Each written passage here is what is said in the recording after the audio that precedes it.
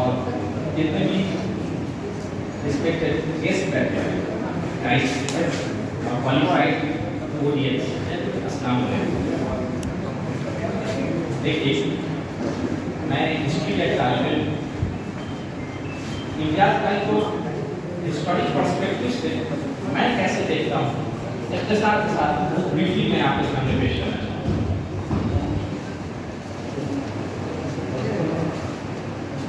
मैंने कुछ दिन कबल एक किताब पढ़ी थी, उसका नाम था एक अच्छे राइटर, इम्तियाज़ भाई एक अच्छे ओरेटर, इम्तियाज़ भाई एक अच्छे सोशल वर्कर, इम्तियाज़ भाई एजुकेशन से रिलेटेड, सिलेबस से रिलेटेड उनकी 5 to 10 साइंस और लाइफ साइंस की किताबें, टेक्स्ट बुक, गाइड और इन्वायरमेंटल स्टडीज 5 to 10 है। साथ ही साथ ये साइंसी मज़ामीन भी लिखा है।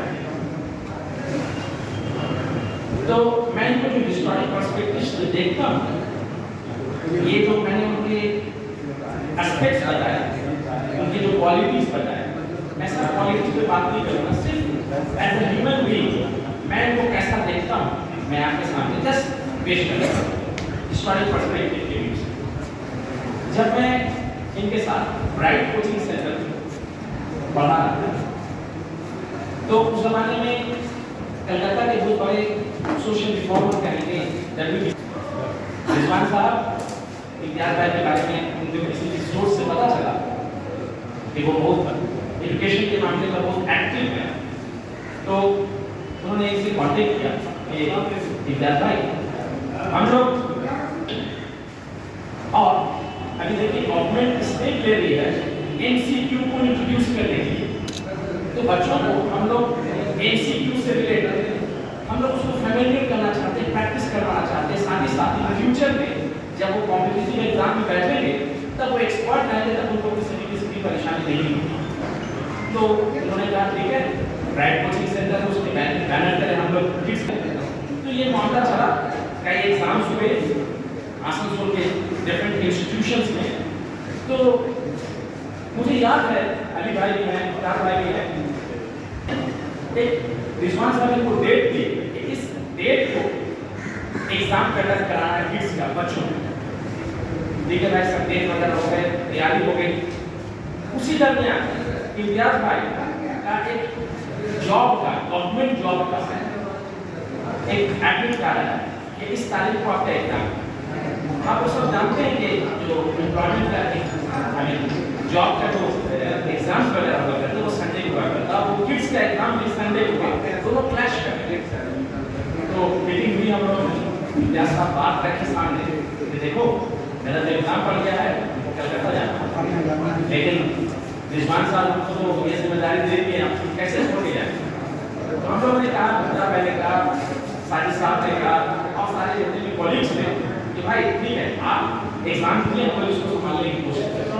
अब यकीन मानिए उस एग्जाम को इम्तियाज़ ने नहीं दी, महज इसलिए कि किड्स की जिम्मेदारी, वो किड्स की जो एग्जाम कंडक्ट करने की जिम्मेदारी रिजवान साहब ने फाइनल में दे दिया था, और उन्होंने कहा कि नहीं, मैं इस जिम्मेदारी से छोड़ नहीं जा सकता।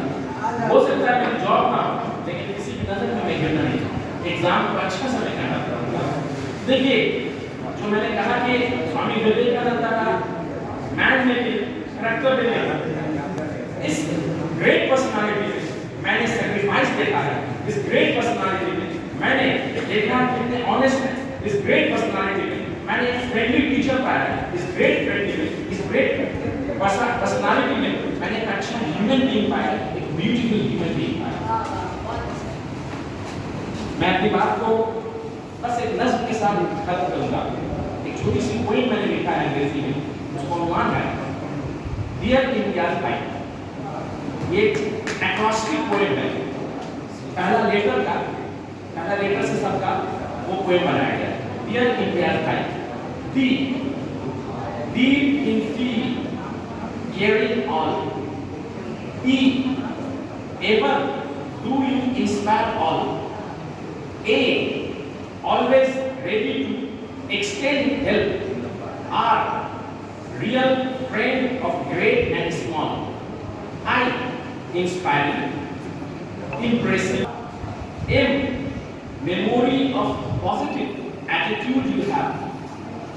T, teacher of higher speed, enrich students by composing books.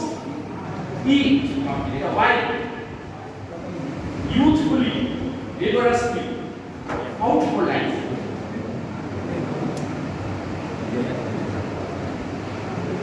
A, able, agile, brave and bold. Z, Amin.